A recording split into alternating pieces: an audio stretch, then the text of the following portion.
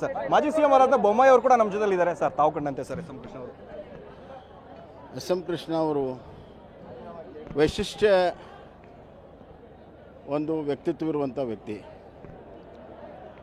ಅವರು ತಮ್ಮ ಒಳ್ಳೆತನದಿಂದ ಎಲ್ಲವನ್ನೂ ಗೆಲ್ಲುವಂಥ ಕೆಲಸವನ್ನು ಮಾಡಿದ್ದಾರೆ. ಹಲವಾರು ಸವಾಲುಗಳನ್ನು ಅತ್ಯಂತ ಶಾಂತಚಿತ್ತ ಸಮಚಿತ್ತದಿಂದ ಎದುರಿಸಿರುವಂಥದ್ದು ನಾವು ನೋಡಿದ್ದೇವೆ. ಕರ್ನಾಟಕಕ್ಕೆ ಅಪಾರವಾದ ಕೊಡುಗೆ ಇದೆ. ಅವರಿಗೆ ನೀರಾವರಿ, ಕಾವೇರಿ ಅನ್ನು ಉಳಿಸುವಂಥದ್ರಲ್ಲಿ ಮತ್ತು ರೈತರಿಗೆ ಯಶಸ್ವಿನಿ ಕೊಟ್ಟಿರುವಂಥದ್ದು, ಮಧ್ಯಾಹ್ನ ಊಟ, ಹಲವಾರು ಯೋಜನೆಗಳು, ಬೆಂಗಳೂರು ITBT ಸಿಲಿಕಾನ್ ವ್ಯಾಲಿಯನ್ನು ಮಾಡಿರುವಂಥ ಶ್ರೇಯಸ್ ಅವ್ರಿಗೆ ಸೇರ್ತದೆ.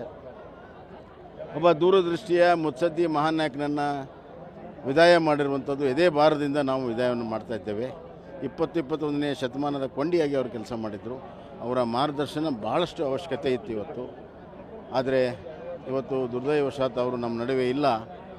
ಅವರು ವಯಸ್ಸಿಂದ ಮೀರಿ ಸ್ನೇಹವನ್ನು ಬೆಳೆಸ್ತಾಯಿದ್ರು. I have lost friend, philosopher and guide.